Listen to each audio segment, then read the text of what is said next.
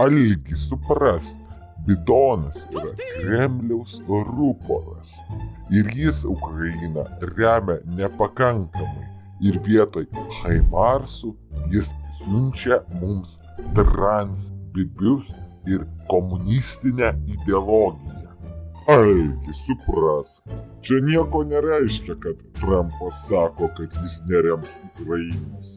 Nes ką Trumpas sako, nebūtinai jis daro, tik tais atvejais, kai jis pasako ir daro.